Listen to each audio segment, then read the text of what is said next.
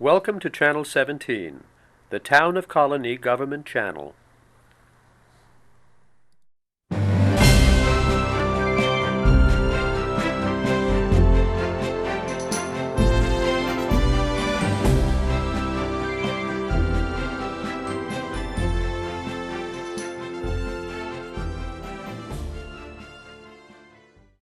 Hello and welcome to Getting to Know You.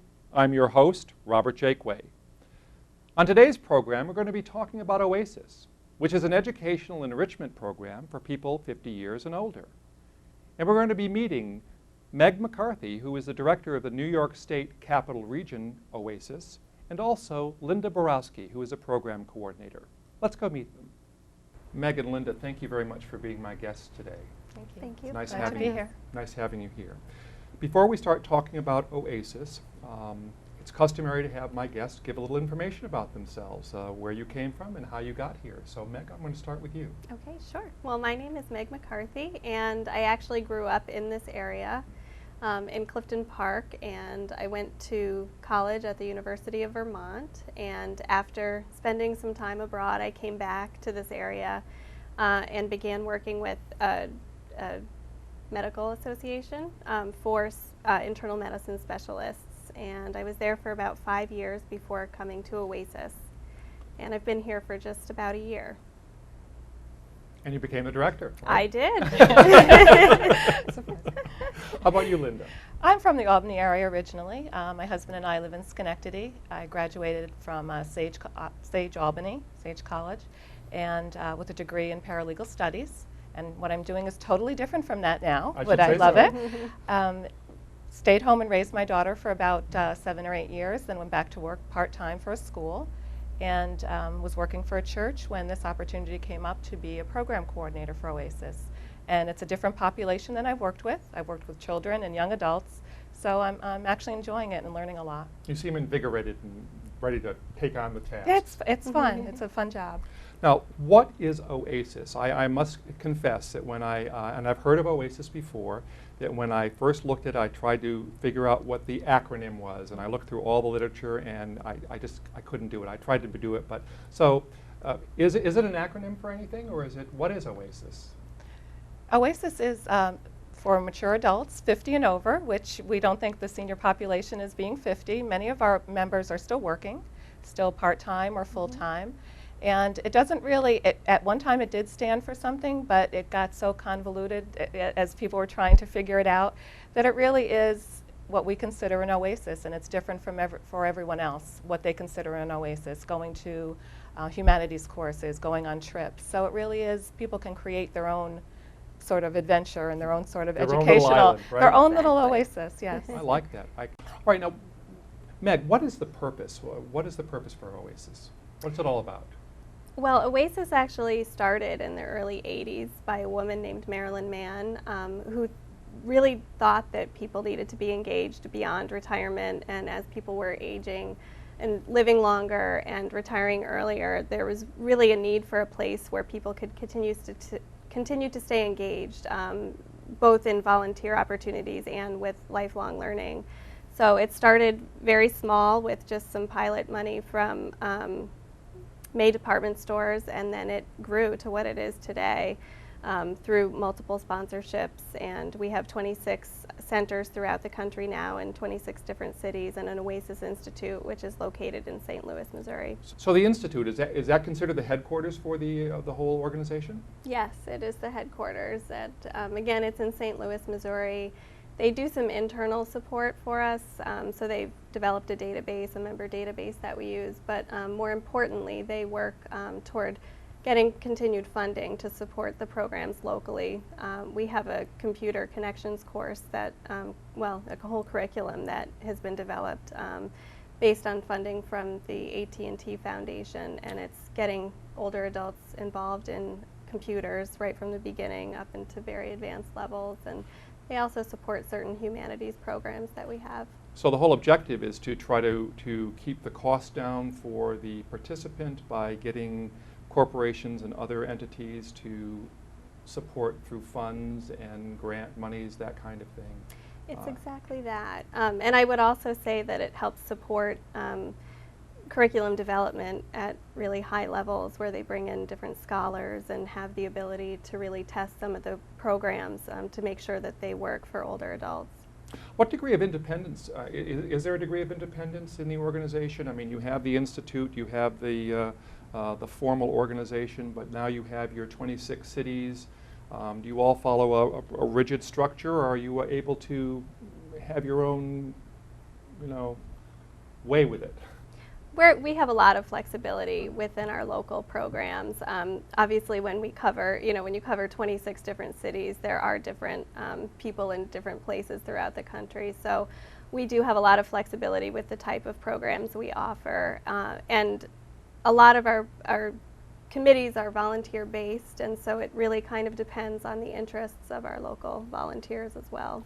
I would imagine that it would be really good to have, if you're in a particular area, let's talk about Albany since we're here, that you want to be able to attract people from this area to things that they would be interested in doing. So something that would fit in Albany wouldn't necessarily fit in another city, Syracuse, or somewhere else. Exactly. So, okay, now you talked about curriculum and volunteers, and I think volunteers is where I want to go next, because it seems like a very big part of the organization. Obviously, there are paid people, but what does a volunteer do? Is it just somebody who comes and helps you out, or is there a structure to the volunteers? I think it really depends on the person's interests. We have volunteer committees that they can serve on, where we meet several times during the year.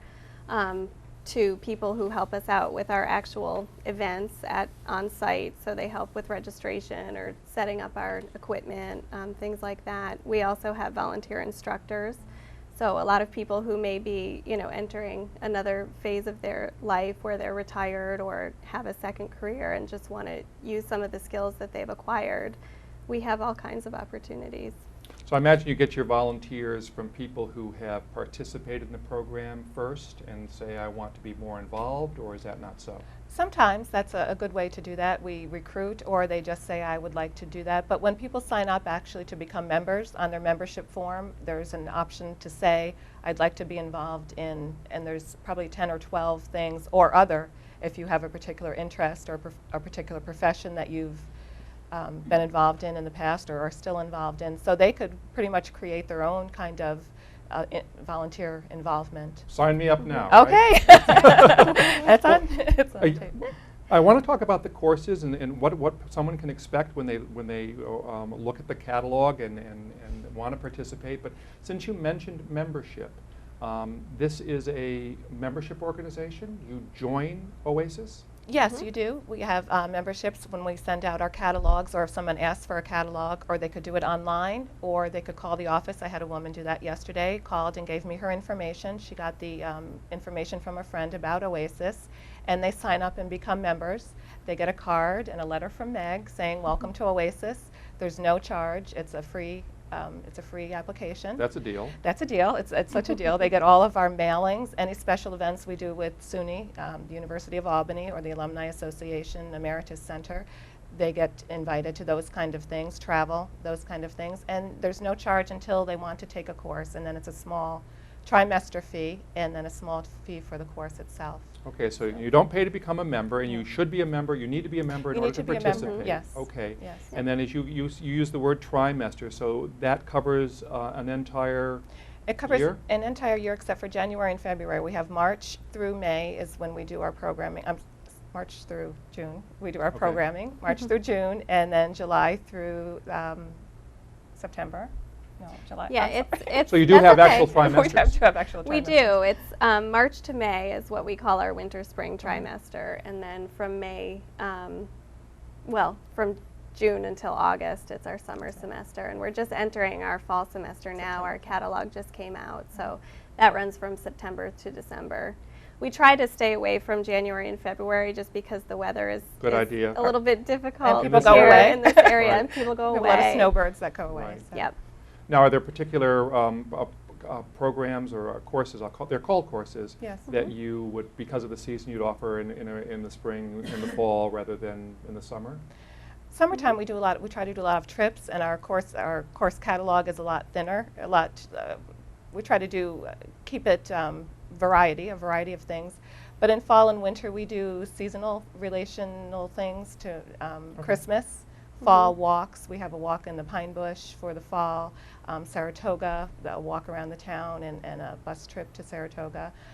Maybe farms out in Rotterdam Junction. So things that you can be outside in. We don't do a lot of those, or none of those, in the winter time. Yeah. So we try to do it seasonally related. So the that concept way. is you're not really sitting in a classroom. You're not necessarily sitting in a classroom. You can be. It can be a Can formal be, class, yep. but it's also something you can participate in. Nature, arts, whatever have you, field trips. You mentioned travel as well. Do you have a travel program? We have a travel committee, and we don't have, we just do different travel things during the year. So the different- short trips, day Short trips? trips, yes. We went to the Mostly, yeah. Culinary Institute, and which was well received. Everybody Okay, loved okay. that. Yeah, and right now we just tend to do day trips, but as we go forward, we are looking at different weekend opportunities. Again, it's a nice way for people to see. We have so much history and so many wonderful things in this area. We really want to expose people to that, and do it in a way where people can travel together, meet new people. That's another aspect of their programs, is even if you're in a lecture style type thing, there's still a few minutes for a break where people get to know each other, can talk a little bit, and they always learn from each other as well.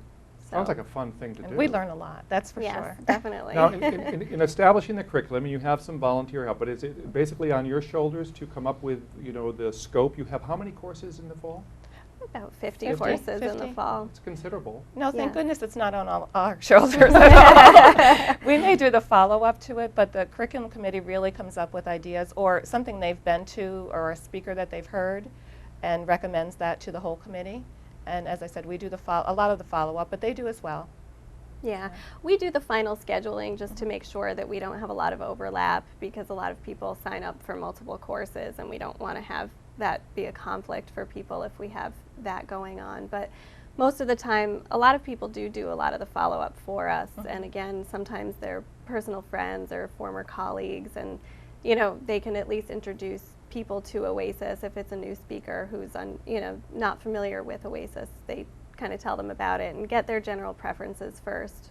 But they a lot of times do a lot of the follow-up, and especially content related. We try to keep it very well-rounded. Linda mentioned earlier we do things in arts and humanities and health and wellness. We do trips, science, politics, all kinds of things, and so we really rely on them to help us round out the offerings.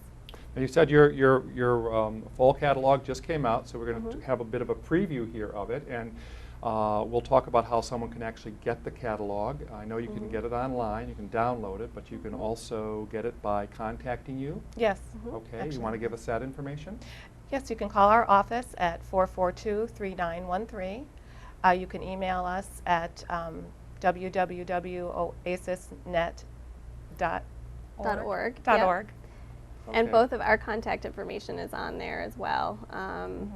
Or you can go to the University at Albany. That's the other thing I should mention. Each center has to be sponsored locally. So our sponsor in Albany is the University at Albany, and it's the School of Social Welfare and the Center for Excellence in Aging Services. So They help promote it. They help promote it, and we also benefit greatly because we're housed in a translational research facility is what they call it. So it's actually doing the research on aging issues and then translating it into practice. And so we have a lot of information and a lot of experts and wonderful people that we work with as colleagues at the center, and then several different programs that kind of complement OASIS as well. Now, we talked about courses, and we know we can take some trips, but you don't have a single building where people go and attend classes. You are pretty diverse in terms of where you go. Where do you go? We have a road show that we take with all of our equipment, and I'm glad you brought that up, that we are the only center that does not have, or the only OASIS place that does not have a center itself where people come. We go to the Alumni House on the SUNY campus uptown. We go to Hearthstone Village Retirement Center, Avila Retirement Center, the Guilderland Public Library, ITT Technical Institute, some other libraries in the area. Townsend Park Townsend Park Apartments Apartments. in Albany. Yes. Albany Institute of History and Art. We have a partnership with them. So it can be an on-site, especially if you're dealing with Yes. something specific, let's Yes. say the arts or whatever. The Yeah. State have you. Museum, New York Yep. State Museum, yes. Anything that adds to the experience for people. We did a few religion courses in the fall of 2006. One was at a Buddhist temple and one was at a Hindu temple because it really added to the overall educational experience for people. Sure.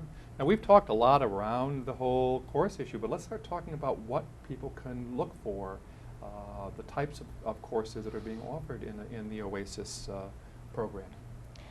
For this fall, we're doing computer courses, which we always do, our connections courses. We're doing a very basic series of getting to know your computer and computer survival skills and how to get on the internet, safety and privacy on the internet. So we're doing those kind of computer courses. I mentioned Are they well attended? they are very well Yeah, I attended and imagine. very. Some people are very, very good with the computer. Even people 50 and over, which I am myself. They're very good, and some people are very scared to even touch the computer. So our basic computer courses actually say, turn on the computer. Here's the mouse. So that's very helpful to some people. Or getting back, as I said, into the workforce, and they don't have computer skills. That's helpful. And again, we have more advanced computer courses like digital photography and surfing the internet, doing genealogy online. So we it's have really those you're as well. concentrating within the computer environment, internet environment, and all that. Yes, yes. Interesting, interesting. Yeah, and you mentioned job maybe transitioning. So since it's 50 plus, you have people in that age group that perhaps have been displaced or lost a job and are looking for another opportunity, or are there also mature adults who are wanting to go to work or do something in the work field?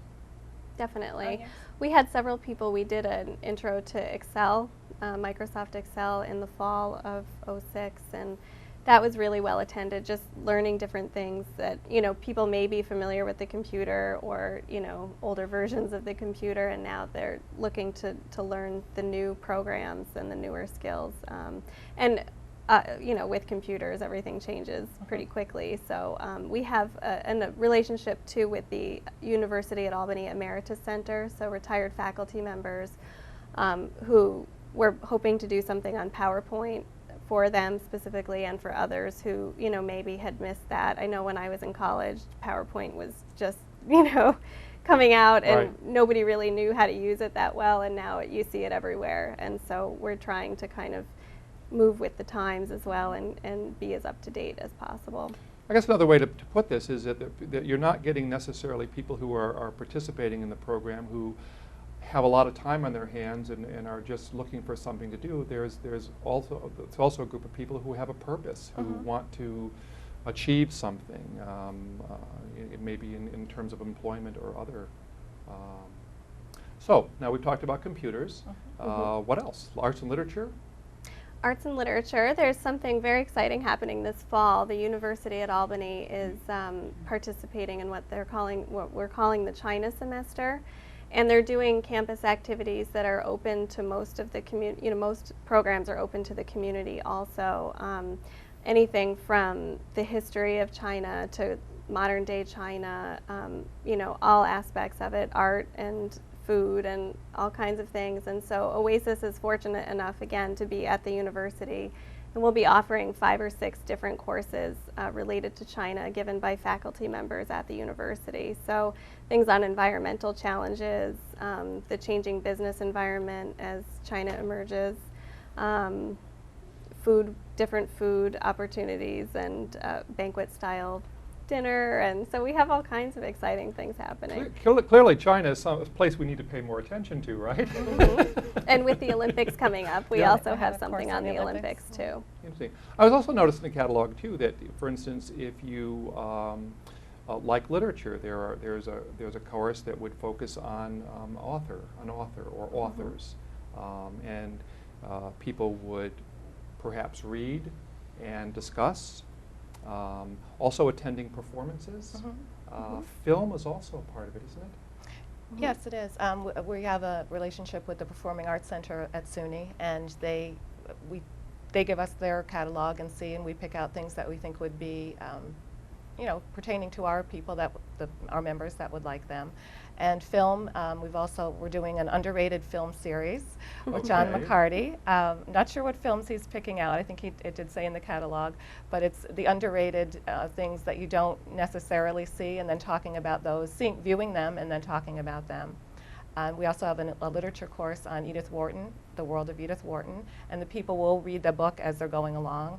The instructor likes that, and then he gives them chapters to read, and then they read and discuss it, which is like a book group, but he's a retired professor of English literature, so he has some great insights. Also Russian authors, we're doing this trimester as well, so that's something that people have been asking for. We've had it in the past, and they want an update, really just some different, stimulate their minds. Some different, re-engage. yes. And not necessarily works. I think there was a Chekhov piece and things that people might not necessarily be drawn to on their own, that is really focusing people in a particular direction. Or people really know a lot about it, but or have read a lot about it, but haven't had the chance to discuss it.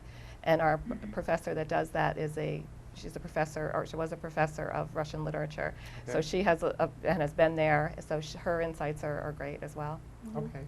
And a lot of people too oftentimes take courses that they hadn't taken at all during their formal schooling because they just didn't have time to delve into literature or other things previously. So it's a time, also several members have said they just want to round out their overall experiences in education, so they specifically take things that they haven't really been exposed to in the past. And what's nice is that a lot of our courses are just several hours, one day. They don't have to commit a lot of time, but you can learn a lot in those few hours. We have really wonderful instructors. And as I said too, the membership themselves, the questions that get generated are just very, very well informed and very engaged and interesting. And instructors like that they have somebody that's engaging with them as well. Now, do you have anything where you, let's say something like cooking or any of those kind of programs where people would, or not necessarily? Yeah, we've had a few cooking courses in the past.